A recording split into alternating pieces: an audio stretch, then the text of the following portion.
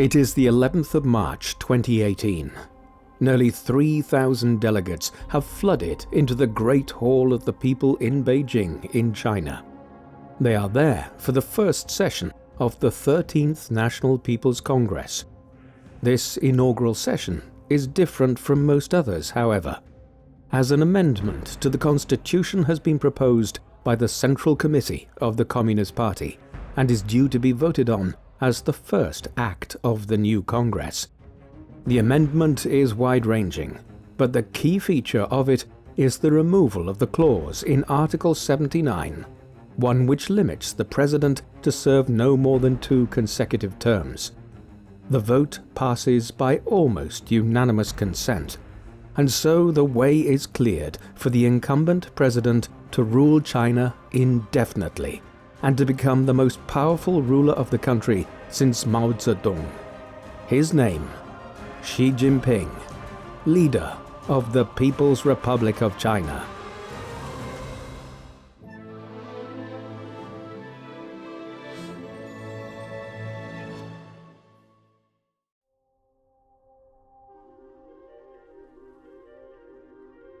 The man known to history as Xi Jinping was born on the 15th of June 1953 in the city of Beijing in the People's Republic of China.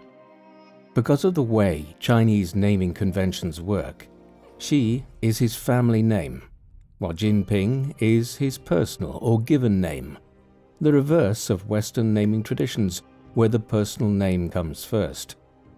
Jinping's father was Xi Zhongxun.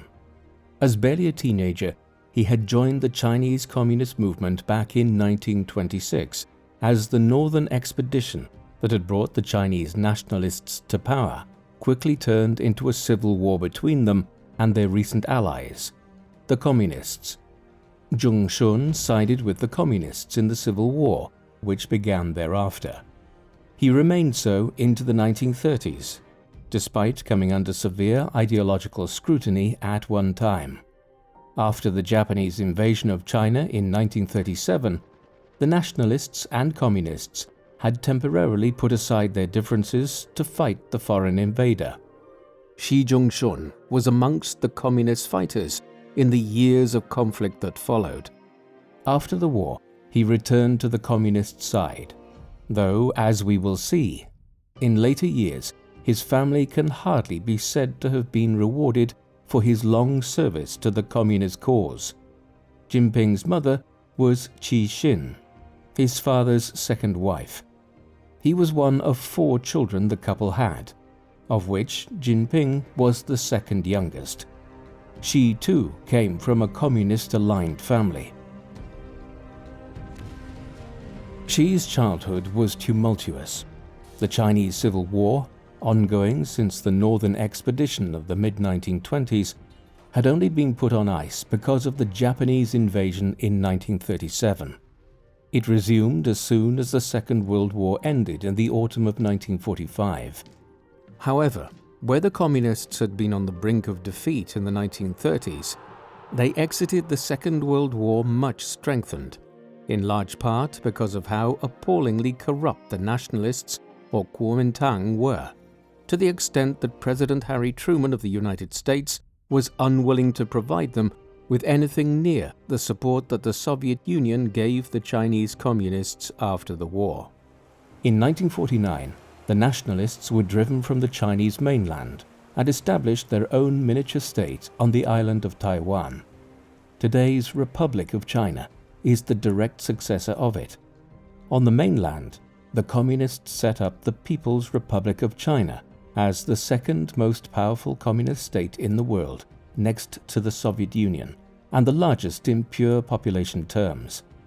It was led by Mao Zedong, a figure who had emerged gradually in the 1930s and 1940s as the leader of the Chinese Communists. He was never quite as powerful as Joseph Stalin was in the Soviet Union, though he wasn't too far away from it. Like Stalin, he was also willing to engage in policies which aimed to transform Chinese society in a period of just a few years, with dramatic consequences. In Mao's case, he decided he wanted China to become an industrial power on the scale of Britain within a period of about 5 years, and so in 1958 he initiated what he called the Great Leap Forward to massively increase steel, coal and other industrial output.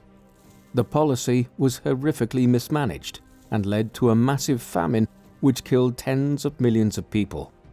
Scholars debate the figure. It could lie anywhere between 30 and 60 million. It was against this backdrop of famine and revolution that Xi Jinping grew up. Xi's family were insulated to an extent from the worst ravages of what many now call Mao's Great Famine instead of the Great Leap Forward.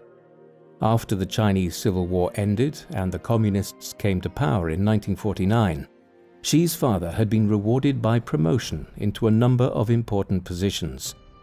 By no means could he be said to have been a leading figure within the new government, yet he served at the higher end of the middling bureaucrats in the government, acting as a vice chairperson of the National People's Congress for a time in the second half of the 1950s, just as Mao's 5-year program was being initiated.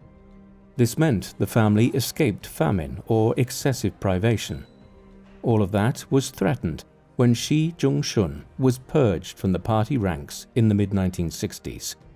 People needed to be blamed for the horrors of the Great Leap Forward, and Xi's father was one of Mao's targets.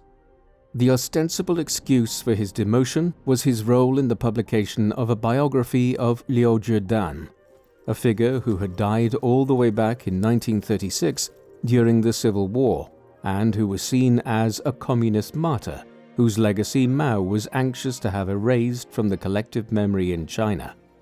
Xi's father was demoted to become a factory worker overnight.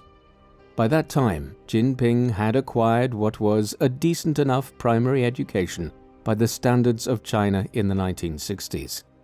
This involved learning communist thought, a skewed version of Chinese history, and other subjects. The family was forced to relocate to the province of Henan, further inland, as a result of his father's demotion and appointment as a worker in a tractor factory. Reports differ on whether this happened in late 1963, 1964, or early 1965. In any event, it was a major fall from grace for the family as Xi neared his teenage years. While the worst of Mao's reign was unquestionably the era of the Great Leap Forward, bad times still lay ahead. The disastrous policies he had pursued had weakened Mao's position. It was not simply the famine and the mass deaths.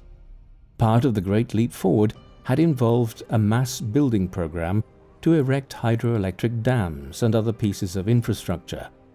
Several of these were so badly built that they were collapsing within a few years. In an effort to shore up his power, in 1966, Mao launched what is known as the Cultural Revolution. Through this, he initiated a campaign whereby he claimed a mass capitalist bourgeois conspiracy was underway in China to reverse the revolution, and that people needed to increase their zeal for his Maoist thought in order to save the revolution. School children were particularly stirred up into a frenzy and ordered to denounce their bourgeois teachers. In the midst of this, Jinping's fledgling secondary education pretty much ground to a halt. The family was also further targeted after their demotion a few years earlier. Jinping's father was arrested and jailed for a period of time, and in the febrile atmosphere of zealousness, his family members were urged to denounce him for anti-revolutionary sentiments. Meanwhile, Jinping eventually took part in the movement which Mao promoted to start sending students to the countryside. The Down to the Countryside movement, as it was termed, one which the dictator had devised as a means of ridding the cities and towns of the lawless gangs of students that he himself had stirred up between 1966 and 1968. Jinping spent time in the countryside in Shaanxi province. The experience, although under very strange circumstances, was a formative one for him and it is noted that Xi, as leader of China, has had a reasonable affinity with rural Chinese people and the relative stresses of both urban and rural life in China. Still, he did not enjoy it. On several attempts, he tried to run away to Beijing and other cities, only to be repeatedly found and sent back to the countryside. This pattern continued for Xi into the early 1970s. By then, the worst excesses of the Cultural Revolution were beginning to die down, although it went on in one shape or another until Mao's eventual death in 1976. Although Xi's father remained periodically imprisoned and under a cloud, Xi managed to begin his political career in the first half of 1970s. For instance, he was appointed as a regional official to oversee elements of the reform program that lingered in the countryside after the down to the countryside movement of the late 1960s and early 1970s. He did apply for more formal positions, but his applications were blocked on account of his family being blacklisted. Nevertheless, by 1974, the political thaw was sufficient that he was given a formal position as a local party chairman in Liangjiahe. This was hardly the center of the Chinese Communist world. Liangjiahe is on the northern periphery of Shaanxi province, a very rural and underdeveloped area at the time. To put this in Western terms, it was as though he was being appointed as a local council chairman of a small Midwestern village in the United States. Still, it was a beginning for a young man in his early 20s whose family had been vilified by the Maoist regime. As part of his work here, he developed an interest in modern fertilizers and how they could improve local agricultural yield, an interest which would later translate into him studying for a degree in chemical engineering, which he obtained in 1979 after several years of study at Tsinghua University. Chairman Mao Zedong, the man who had led the Chinese Communists for nearly 4 decades and been the de facto ruler of China since 1949, died on the 9th of September 1976. His death had the almost immediate impact of rehabilitating thousands of his victims, and so Xi's father was finally allowed to return to public life. He was quickly promoted again to become one of the senior officials within Guangdong province. Interestingly, after he essentially became the governor of the province in January 1979, he began promoting the idea of special economic zones that would be used to build up China's economy. Meanwhile, his son had begun his studies at Tsinghua University to achieve the degree which was seen as a major boon to one's chances of promotion in any future political career. This was a period of profound change in China's political and economic life. It wasn't simply that the Maoist autocracy was at an end. There was a sea change in the ideological outlook of the government of the People's Republic as a new generation of leaders came to power. After a miniature power struggle in the late 1970s, though a peaceful one, Deng Xiaoping became the leader of the government in 1978. He was a communist of a kind, though one who was not bound by the ideological straitjackets displayed by his predecessors. Instead, observing the huge economic growth that other Far Eastern nations like South Korea, Japan, Taiwan, and Singapore had begun to enjoy in the aftermath of the Second World War, he decided to open up China's economy and make it more market-orientated. The government would remain an autocratic Soviet-style communist one, but economic policy would take on strong elements of the Western capitalist system, albeit always with the state presiding over affairs. This was the beginning of one of the most important developments in modern history.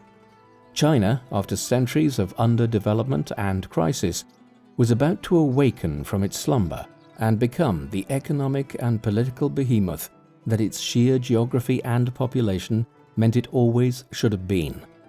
Deng, more so than any individual, would be responsible for initiating this transformation. Xi's luck was that he had just concluded his chemistry degree in 1979 and was ready to embark on his career as China's new economic revolution was commencing. Based on his father's rapid rehabilitation after the death of Mao and the end of the Cultural Revolution, Xi was quickly promoted into the offices of the military departments within Beijing after leaving university. Then, in 1982, he was dispatched to Hebei province to act as the deputy to the party secretary there, an important position for a man just turning 30, whose family had so recently been in the political wilderness. He distinguished himself in Hebei, overseeing several important infrastructure and development programs. His projects were eclectic. Some focused on urban development projects. Another one aimed to develop a local film industry. His efforts caught the attentions of the party planners in Beijing, and he was promoted as vice mayor of the city of Xiamen in Fujian province in 1985. This was the start of a long period of a decade and a half in Fujian, in which he oversaw the economic development of the province and its cities. He wasn't just a doer either, but a theorist. He wrote papers and short books on how to promote economic growth and lift China out of poverty. These were subjects of intense debate in China at the time as the country rapidly modernized. Xi was always a promoter of the idea that Chinese economic growth should focus on islands of development around major cities, which would act as focal points for further economic growth within these provinces. Airports, highways, and large-scale building projects were part of his multifaceted work in Fujian province in the second half of the 1980s and right the way through the 1990s. Xi's private life changed in these years. Back in 1979, as he finished up his studies in chemical engineering, he had married Ke Lingling. It certainly had the air of a political marriage. Xi's father had just been rehabilitated and made a provincial governor, as Deng began reforming China from the top down after the Maoist era, while Ke's father was Ke Hua, a seasoned diplomat who had been appointed as Chinese ambassador to the United Kingdom in 1978. After marrying, it was a very tempestuous relationship. Lingling is believed to have wanted to move to Britain to join her father there. Xi wanted to remain in China and begin his fledgling political career.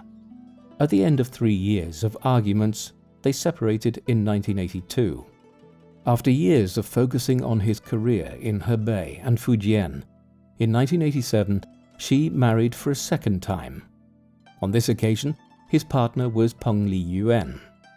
10 years his junior, she was a singer who had acquired national fame in the 1980s on account of her abilities, and would later go on to become an actress in a number of Chinese television programs in the 1990s. Their marriage in 1987 came just a year after they were introduced in 1986. They would have only one child, a daughter named Xi Mingzi, born in 1992. She has appeared every so often in Chinese public life, though there is no suggestion she will ever try to succeed her father politically, as political power in the People's Republic of China remains overwhelmingly in the hands of male politicians. Beyond this, Xi's personal life and personality can often be viewed as a blank canvas. He is widely described as an unemotional man, and it is very hard to tell what he is thinking. Anyone who has observed him in international affairs over the decades will notice he gives little away. He has a number of long-standing and close friends and political allies, and is broadly characterized by his stability, both in personal and political affairs. In short, the man who would come to rule China in the early 21st century is something of an enigma. Xi's career took off against the backdrop of the beginning of China's economic miracle. The decision under Deng to open up the economy was bearing fruit. While the 1950s and 1960s had been chaotic, depending on what policies Mao was overseeing, From 1977 onwards, China entered into a period of sustained economic expansion. GDP growth rates averaged between 8% and 11% in the 1980s. The Chinese economy is believed to have grown by nearly 15% in 1984 alone, right before Xi was promoted to his new position in Fujian province. At first, this economic growth was about making China the workshop of the world when it came to simple goods. Textiles, small household goods, and trinkets of all kinds became the mainstay of Chinese industrial output. Still, while Xi was in Fujian over the late 1980s and into the 1990s, the Chinese government was developing grand plans. In the 1990s, the Chinese began moving from these cheap, mass-produced goods to more sophisticated industrial hardware like automobiles, and then into making small components for technological companies from the United States, who found it cheaper to get these goods manufactured in Asia. By the 1990s, the Chinese economy was surging. Hundreds of millions of people were beginning the largest mass migration in human history from the countryside to the cities and towns. Villages became cities in a matter of years. The humble eastern city of Liangjiahe, for instance, had a population of not much more than 20,000 people in the mid-1950s. Today, over 1.5 million people live there. According to certain metrics, China was outside the world's 10 largest economies in 1980. A quarter of a century later, it would be pushing to eclipse countries like Germany and Japan as the world's second largest economy, behind only the United States. Xi had proved himself to be an enormously capable overseer of this economic transition within Fujian province. His writings on the topic of economic development had also helped cast him as a strong promoter of the policy of economic growth and market development. In 1999, he gained his final promotion in Fujian when he was made a governor of the province. 3 years as one of the most powerful regional politicians in China was followed by promotion to become the interim governor of the province of Zhejiang. This was an important adjustment. Zhejiang is one of the easternmost coastal provinces of China and a center of both trade and economic activity. At exactly the same time, he received notice that he was to become a member of the 16th Central Committee. The Central Committee is the main body of senior politicians of the Chinese Communist Party within the People's Republic. Members had been voted to it since before the Civil War, and its members were viewed as the most senior politicians in the country. These dual promotions in 2002 signified Xi's rise to become one of the few dozen most powerful politicians in China. In Zhejiang, he also earned a reputation for taking a strong stance against corruption. Therefore, in 2007, he was appointed to the Politburo Standing Committee of the Chinese Communist Party. This consists of 7 members and constitutes the most important branch of the government of the People's Republic of China. Xi Jinping had arrived at the very heart of power. A year later, he was elected as Vice President of China. He held this office for 5 years, down to 2013, meaning that for a half a decade, as the world moved through the great financial crisis post-2008, Xi was the second most powerful man in China. It became evident in the course of late 2012 that Xi was being prepared to succeed Hu Jintao as President of China. He was elected as the General Secretary of the Chinese Communist Party and Chairman of the operating committees of the 18th Central Committee of the party. He was theoretically the leader of China from November 2012, though this was only fully acknowledged when he was elected as President of the Politburo in March 2013, in a vote where he received 2,952 votes out of 2,955. The vote confirmed exactly how popular Xi was and how well planned his entire campaign to succeed Hu Jintao had been. He has since become the most powerful political leader in China since Mao Zedong. It is difficult to determine exactly how long people remain in charge of China, because some leaders exercise their power as chairman of the Central Advisory Committee, some as general secretary of the party, and others still as president. Deng Xiaoping, for instance, first came to power in 1978 as the chairman of the Chinese People's Political Consultative Conference. Later, he exercised his leadership as chairman of the Central Advisory Committee. Increasingly, though, whoever is president is leader of China. Since Mao's time, all Chinese leaders have served either 1 or 2 terms, regardless of what their official title was.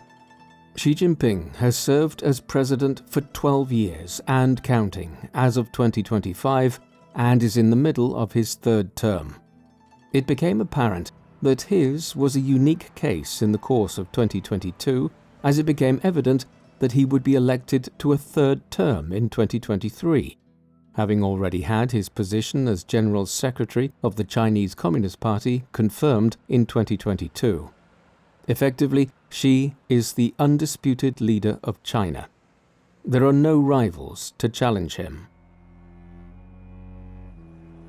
Xi's methods as president have been a mix of pragmatic economic leadership and ideological rigidity. His overwhelming focus is on socio-economic life in China. While China had enjoyed an economic miracle between the 1980s and 2000s, much of its wealth was unevenly divided. Large parts of the country had been left behind, and there were hundreds of millions of people who still aspired to become middle class. Xi championed this program, calling for what he called common prosperity. One of the ways he sought to do so was to break down the huge level of wealth that a class of Chinese people in the major cities had acquired during the 1990s and 2000s, and to try to redistribute it to a broader mass of society. For instance, Xi, perhaps inspired by his experiences in his youth when he spent years living in the countryside as a result of the Cultural Revolution, introduced policies to favor greater development of rural communities. This was needed in other ways.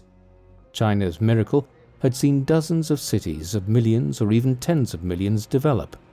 In order to stop them developing even further and becoming congested, larger towns and villages in the countryside were fostered by Xi's government. He also prioritized home construction. China entered into the largest middle-class building boom in history, with state companies erecting enormous residential tower blocks all over the country. Many of these were planned cities and districts. There are parts of China that can be visited today that are enormous urban centers and which were part of the countryside only a few decades ago. Xi is not solely responsible for this transformation of China's built infrastructure, but he has played a huge role in it.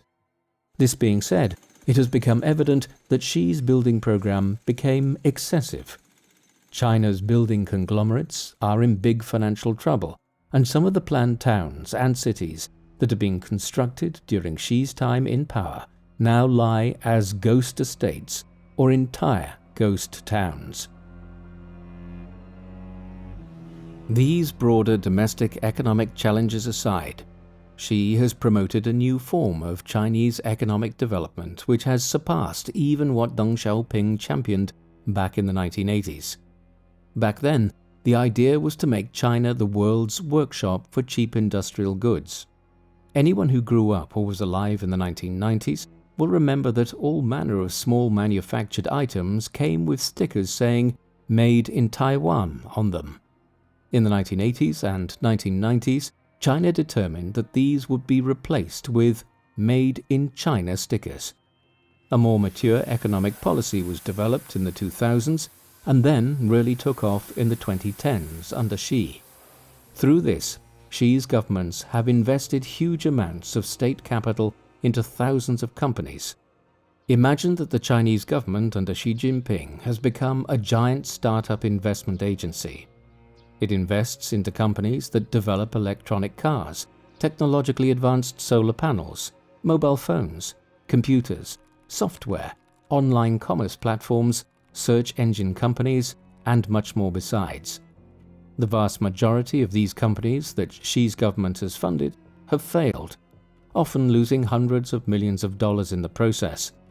However, for every 10 such companies that fail, one succeeds. Then there are the enormous success stories that make it big, pay off the initial investments tenfold, and have become giants of the world economy. These are companies like DeepSeek, TikTok, and Unitary Robotics. Others like Alibaba, Tencent, BYD, Xiaomi, and Huawei were set up before Xi rose to power, yet the way his government has championed them as international and not just domestic brands has seen them become worldwide entities. BYD, for instance, was established in the mid-1990s. There is no denying that Xi's government redirected it to become a rival to Tesla in recent years. Often these earlier companies are now engaged in completely different activities, trying to outperform American rivals and becoming key suppliers in Asia, Africa, Latin America, and even Europe. However, the success of these companies has not come without accusations from Western competitors that intellectual property theft and industrial espionage are rife within China, with many claiming that Chinese companies, backed by the Chinese government, reverse engineer Western technology before mass-producing cheaper alternatives which undercut the price of Western competitors for a comparably or slightly inferior standard of quality. Therefore, it could be stated that China's economic model is not based on innovation, but rather on copying Western products for the mass production of cheap alternatives.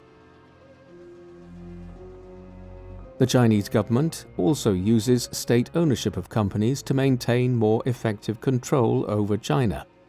Companies are expected to share massive amounts of data with the government in order to control Chinese society more effectively, or to promote values which align with the regime's goals. This extends also to Western companies that have major presences in China. Because Apple has become so embedded in the Chinese economy, it has become a kind of foreign lobbyist for China, even within the United States, as seen in the clashes over US-China tariffs in 2025, when Apple was essentially lobbying for tariffs on China to be kept low. Similarly, Volkswagen has become so dependent on the Chinese market in recent decades that it has become a kind of foreign promoter of Chinese interests in Europe, fostering stronger ties between Beijing and Berlin at a time when China is looking to expand its influence into Europe as much as possible. Mass-producing advanced technology and equipment is fine, and while China does have an enormous domestic market, with a population of around 1.4 billion people, it also needs to sell to other nations. Xi made this a top priority. In 2013, just as he took over as President of the People's Republic, he launched the Belt and Road Initiative, sometimes referred to as the New Silk Roads. This is a program whereby China either loans or simply gives money to scores of nations to develop key infrastructure which allows for the speedy transport of Chinese goods to markets all over Asia, Africa, and Europe. There are a number of different roads. The main ones are the traditional Silk Roads running from China westwards across Eurasia. One runs north of the Himalayas towards countries like Kazakhstan, and then into Eastern Europe. Others run south of the Caspian Sea into the Middle East, North Africa, and the Mediterranean. Another runs into India. Two routes are marine ones, running from China's ports to Indonesia, and then further west into the Indian Ocean, splintering off to either run north to the Horn of Africa, the Red Sea, and the Suez Canal, or else moving off southwards towards East Africa and the Cape of Good Hope. China has invested over $1 trillion in developing roads, bridges, ports, airports, and other pieces of vital infrastructure as part of the Belt and Road Initiative. A sign of how ambitious this has been is that when Greece was effectively bankrupt and involved in emergency loan negotiations with the European Union in the mid-2010s, the Chinese attempted to buy the port of Piraeus in Athens to use it as a major endpoint of one of the new Silk Roads in Europe. Xi's ambitions are vast. The Belt and Road Initiative has helped to foster China's soft power. The concept of hard and soft power is a fairly easy one to distinguish. When a country invades its neighbor and takes over a border territory, this is a clear case of hard military power. Soft power is where a state acquires influence and power through more amiable and conciliatory means. For decades after the Second World War, the United States was the great soft power of the world, winning friends and allies by providing aid where needed and fostering democratic governments that mirrored its own. China is slowly pushing it out of the way. For instance, if we go back 50 years, the biggest source of aid and cooperation across Africa was from successive American governments. Now China is the biggest foreign player on the continent. If one arrives to a resource-rich part of the Congo today, one is more likely to find the locals acquiring the expertise of Chinese mining companies rather than American ones. Xi's Belt and Road Initiative has accelerated this process, not least because he identified a number of key countries that China wants as allies there, notably Ethiopia, a regional power in the Horn of Africa which plays a huge role in controlling access to the Red Sea and the Suez Canal. Nearly $10 billion worth of Chinese investment has been made in Ethiopia under Xi's direction. Many other examples can be cited. Although first created in 2004, the number of Confucius Institutes designed to promote Chinese culture and interests in foreign nations has also ballooned under Xi. In 2018, he ordered the creation of the International Communications Center to direct foreign-related propaganda programs and efforts. Xi is very alive to the value of soft power. Note how his foreign minister, Wang Yi, seemed to be on an endless tour of world capitals in 2025 as the United States launched a tariff war against practically every nation on Earth. Xi's government's message was clear: China can be your new partner in a new world order. Perhaps one of Xi's foremost accomplishments, though it does not generate a lot of international attention, is the campaign he launched against corruption. Whenever a country experiences a huge economic boom, especially one the size of China, there are lots of opportunities for illegal enrichment. A building project can be located in a certain district if a local party official is given a payment. A sprawling system of social service abuses developed in China. Payments were being made to long-dead relatives or to people who never existed in the first place. In other cities, people pretended to be government officials with fake cards. This extended all the way to the top of government, and Xi made it a cornerstone of his government to net what he called the tigers and flies of Chinese corruption. Tigers being senior officials, flies those committing smaller crimes lower down. Over 120 senior officials were prosecuted in the years that followed, and this set a clear example to the rest of Chinese society that corruption would no longer be tolerated. A system of mass surveillance was put in place, and it is believed that more than 2 million officials have been censured or charged with one corruption crime or another, though many of these are small infringements. Often this can be about clipping the wings of those who they believe are becoming too powerful. The example of Jack Ma, the head of Alibaba, is instructive. Late in 2020, after a number of thinly veiled criticisms of the government, Ma was basically removed from public view and had his positions drastically reduced. An IPO of his company on the Shanghai Stock Exchange was halted, and Ma was basically demoted out of existence by Xi's government, though he nominally retains much of his wealth, if not any influence. The anti-corruption drive is just one prong of Xi Jinping action and thought. Xi Jinping thought has become the orthodoxy of Chinese political and cultural life. This builds on earlier views expressed by Marx and Mao, while offering a 21st century vision of Chinese communism. The official name of it is Xi Jinping Thought on Socialism with Chinese Characteristics for a New Era. In many ways, it is actually a more developed form of Deng Xiaoping's views on China's open economy with socialist elements. Xi Jinping Thought is derived from both Xi's public speeches over the years and his written and published papers and books. It takes a long view of history and China's development, with Xi stating in one of his speeches that the achievement of China's goals will take a long time and is the struggle of generations. A key concern of Xi in his writings and speeches has been to assess why the Soviet Union, after rising to such immense power in the 1950s and 1960s, suddenly went into decline and quickly collapsed. How can China avoid the same fate, he has wondered. His core belief is that strong party leadership at the center collapsed and corruption took hold among semi-independent rulers of provinces of the USSR. Hence, Xi Jinping Thought holds that a very strong central government must continue to hold enormous control over all parts of Chinese life. He also maintains that the government must have complete control over China's expanding military, perceiving that Mikhail Gorbachev's reform program in Russia collapsed in 1990 and 1991 after he lost the support of the military. It is clear from studying Xi's writings and speeches that he does view himself as a Marxist-Leninist who is committed to a communist future for China. There have been many controversial elements to Xi Jinping's rule over China.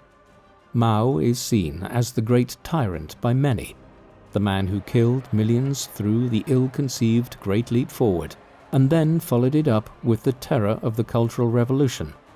His successors have not been saints either. For all that Deng liberalized China, he also oversaw the infamous Tiananmen Square massacres of 1989. Xi's list of crimes is larger.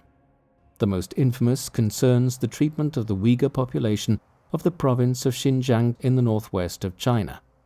This part of China has been inhabited by Turkic and Mongol people since the middle of the first millennium BC. Many converted to Islam over the centuries, influenced by their Turkish brethren further west in Central Asia. Ever since 1949, the communist government had been trying to establish greater control over the huge province by colonizing it with the Han Chinese people. These efforts failed, and in some instances provoked resistance. The Urumqi riots of the summer of 2009, in which nearly 200 Han Chinese people were killed and thousands more were injured by Turkic Islamic Uyghur radicals, was a major turning point. The Chinese government began a repressive approach. This started under Hu Jintao, but it was really under Xi that the worst elements were perpetrated. Xinjiang has been turned into a surveillance province, where state cameras are everywhere in cities and towns.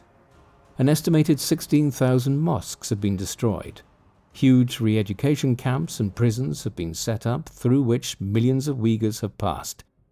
Most disconcertingly, birth rates in Xinjiang province have plummeted over the last decade, and it is understood that forced sterilization is being practiced by Xi's government amongst the Uyghurs.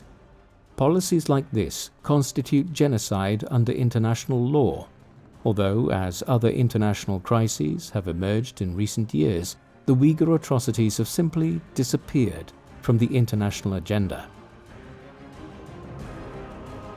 The other element of Xi's provincial stance that has attracted international headlines over a period of years is his approach towards Hong Kong. The island of Hong Kong was acquired by the British as a colony at the start of the 1840s and remained so until the UK granted it independence in 1997. In the process, it became a thriving metropolis and major Asian financial centre. When independence was granted in 1997, It was so under the aegis of the One Country, Two Systems rubric. This was the idea that Hong Kong would become part of the People's Republic of China, but it would retain autonomy as a Western, liberal-style city-state for 50 years until 2047. In power as leader of China, Xi has crushed the One Country, Two Systems arrangement. In 2019, the Hong Kong government was pressured into passing an extradition law whereby people from Hong Kong can be sent to the Chinese mainland to face prosecution under Chinese law. Then, in 2020, came the much more serious Hong Kong national security law. This opened the door for Xi's government in Beijing to crack down on free speech in Hong Kong and to begin dismantling all of the things which made society here different to mainland China. In 2022, with the process far along, despite protests that captured the world's attention, Xi visited Hong Kong to appoint John Lee Ka-chiu as the chief executive of the regional government of Hong Kong. Chiu is a hardliner who is now overseeing the final dismantling of the One Country, Two Systems arrangement on Xi's behalf.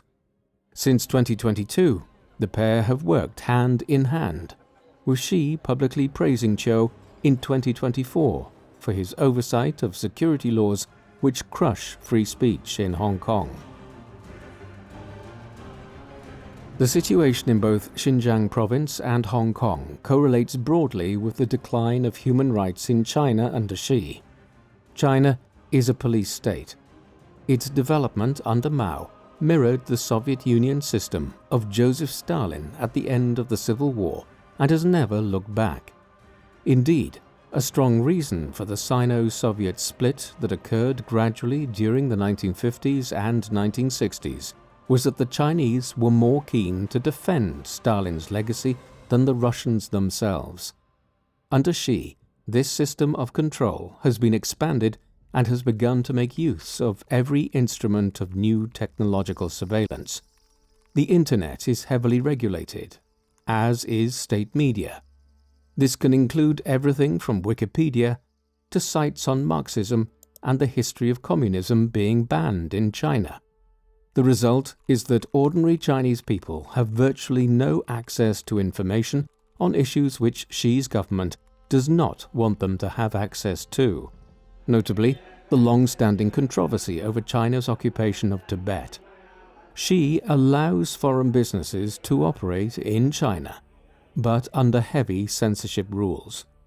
Although the United States is the country with the highest incarceration rate in the world, China comes second in terms of prison populations worldwide and is miles ahead of any other country when it comes to the number of citizens which it executes. Xi, it must be said, has relaxed the figure. Over 10,000 were regularly being executed each year back in the 2000s. Under Xi, the figure is believed to have fallen to around 2,000 to 3,000. Clearly, Xi's human rights record is not good. It must always be remembered, though, where the starting point was.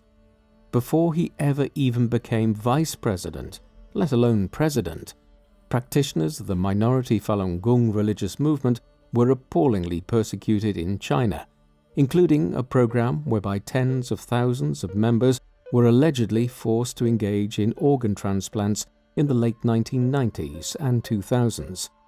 Xi has continued China's human rights abuses, though he did not start them.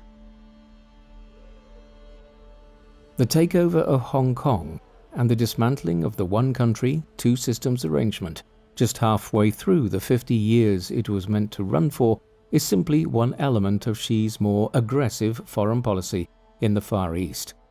It was an easy target. More difficult has been his attempt to claim control over the South China Sea. The South China Sea is a relatively small body of water compared with something like the North Atlantic or the Pacific Ocean routes between Japan and America. However, for all its small size, it is one of the world's busiest shipping routes. It encapsulates the waters between southeastern China to the north, Vietnam to the west, the Philippines to the east, and then southwards towards parts of Indonesia. Huge amounts of container ship traffic run through here as goods pass from places like Japan to India or from parts of Africa to the ports of eastern China. According to international law, territorial waters only extend about 22 kilometers away from the mainland of any country. This means most of the South China Sea consists of international waters. But under Xi, China has aggressively tried to take over this vital waterway. There are lots of small islands and atolls here that China has claimed as a means of extending its jurisdiction, while it has also engaged in a program of building artificial islands under Xi's guidance. Much of this focuses on the Paracel Islands in the very center of the South China Sea. Xi consistently argues that these are traditional Chinese territories and prove China's claim over most of the South China Sea. Yet some of the islands are little more than shallow coral reefs. China has consequently built up around them. Xi has also sponsored aggressive Chinese naval activities in the region to restrict Vietnamese and Filipino shipping in the region. While the South China Sea issue is a controversial one, it looks unlikely to lead to war and an international crisis. In the long run, China will simply exert its control over the South China Sea, and its neighbors will be able to do little to stop it. Taiwan is another matter entirely. The island has been ruled as the independent Republic of China since the remnants of the nationalist movement fled there in 1949 at the end of the Chinese Civil War. The People's Republic of China has never made any attempts to suggest that it considers it to be an independent nation and that it plans on one day reclaiming Taiwan, an island which is also now extremely valuable because of its large population and high-tech electronics industry. Xi is no different than any other Chinese leader in this respect. A striking element of this was a New Year's speech which he gave at the end of 2024, in which he proclaimed that no nation or power can stop the eventual reunification of China and Taiwan into one country. He has also ordered naval drills around Taiwan in a way which have been much more inflammatory than any leader since Mao in the 1950s, who was eventually dissuaded from attempting to invade Taiwan because of the threat from the United States if he did so. But does Xi intend on ever actually invading Taiwan? That is possibly doubtful. A destructive invasion could destroy the Taiwanese economy and would lead to enormous international sanctions of the kind which Vladimir Putin's Russia has faced for invading Ukraine since 2022. Instead, Xi will probably try to take a play right out of the Putin lesson book and attempt to establish a pro-Beijing party within Taiwan, combined with economic pressure to create a situation in which Taiwan will become more conducive to voluntary union with the People's Republic. It is hard to say, but an actual invasion of Taiwan does not seem like something which the prudent and conservative Xi will attempt at any stage in the near term. Early in 2020, Xi faced what is probably the foremost crisis of his time as leader of China. For most of the world, the COVID-19 pandemic came to their attention gradually in the first months of 2020. As the name suggests, though, it was first detected in 2019. The origins remain controversial and disputed. The most accepted theory is that the novel coronavirus jumped between possibly several species, including a pangolin, in a wet market in the Chinese city of Wuhan. However, this theory is complicated by the fact that not far from this wet market is one of the world's largest virology laboratories. Perhaps, quite understandably, people soon began to question whether the virus had actually leaked from the lab. The story of the pandemic that followed is well known. The world ground to a halt from March onwards as billions of people were told to remain at home to stop its spread.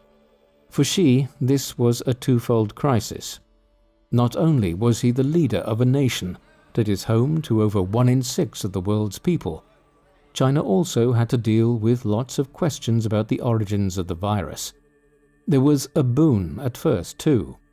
As Western nations struggled to maintain lockdowns, China's authoritarian system and the command economy it operates looked much more suited to dealing with such a crisis.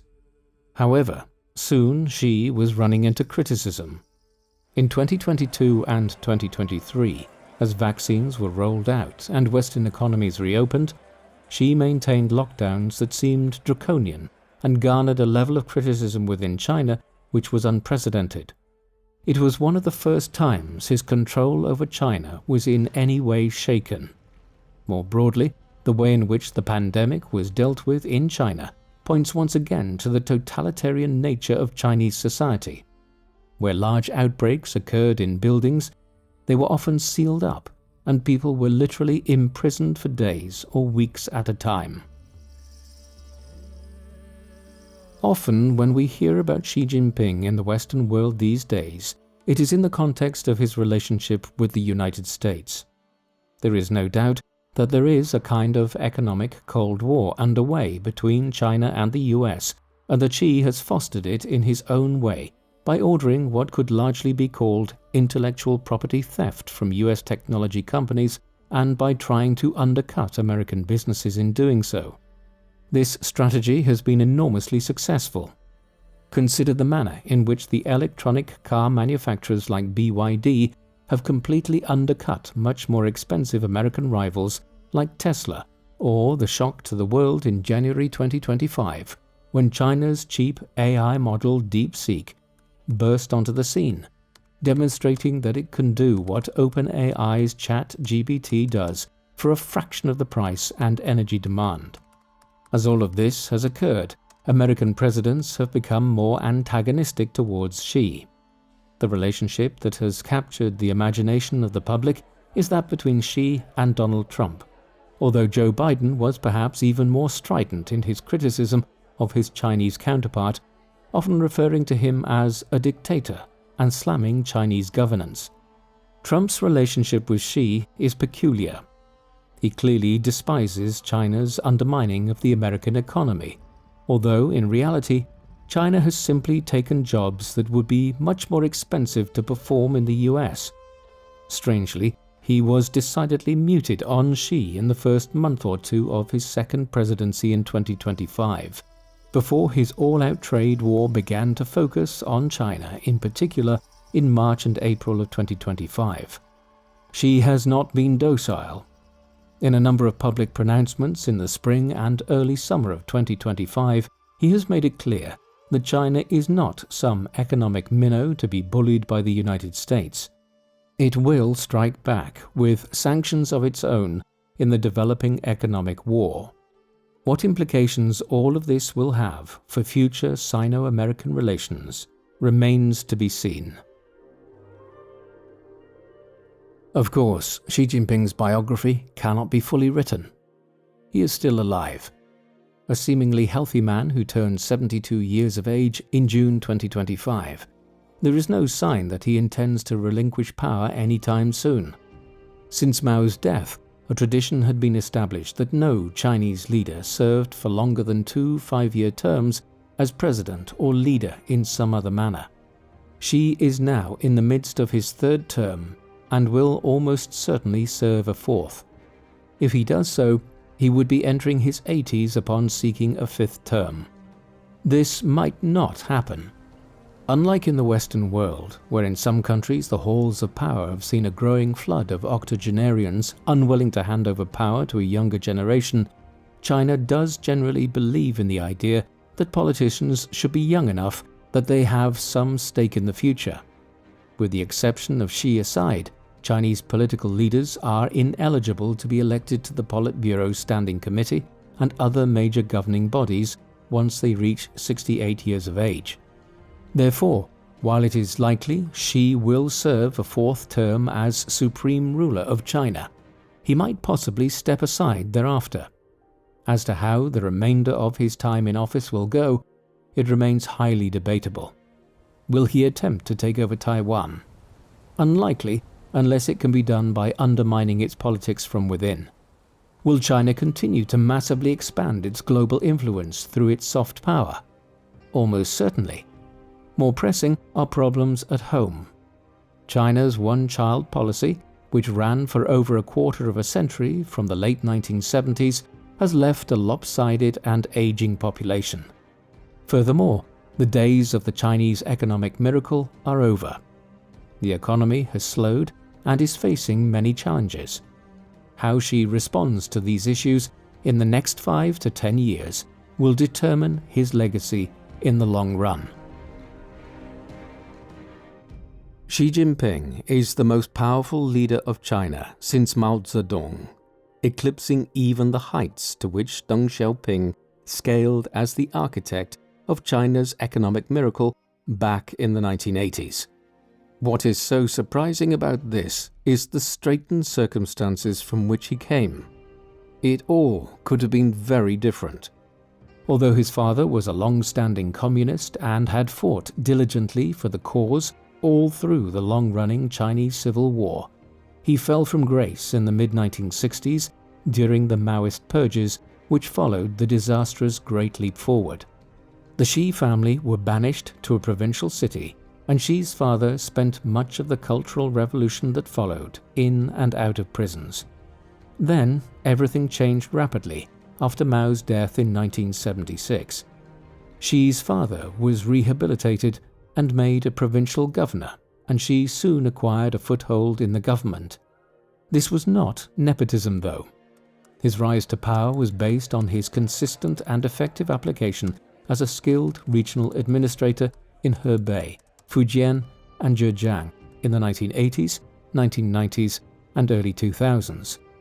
This brought him to national attention and finally into the Politburo, where he successively became vice president in 2008 and then president in 2013. His years in power have witnessed China cement its position as the world's second most powerful nation and a rival to the United States for political and economic power around the world. His successes have meant that no one challenges his rule in China, even 12 years after he assumed power, while Xi Jinping Thought has become an ideology in and of itself. There are certainly a lot of controversial elements to his rule as leader of China, not least the quasi-genocide of the Uyghur people in Xinjiang province, the aggressive dismantling of the one country, two systems arrangement in Hong Kong, the aggressive rhetoric surrounding Taiwan, and the efforts to take over the South China Sea, despite it effectively constituting international waters. But few can doubt that under Xi's leadership, China has continued on the path to power that was started by Deng decades earlier. Unlike the Soviet Union, which experienced its own economic miracle in the 1950s and 1960s, and then descended into decay and decline, Xi has charted a path where China continues to grow and will quite possibly become the world's preeminent power in the second half of the 21st century. Whatever one thinks of him, and he is something of a chameleon in any event, there is no denying his impact on the history of the 21st century so far. What do you think of Xi Jinping? Is he as nefarious a leader of Communist China as Mao Zedong was? Or is he basically a figure focused on an ordered state that maximizes economic growth and Chinese power at the expense of civil liberties? Please let us know in the comment section, and in the meantime, thank you very much for watching.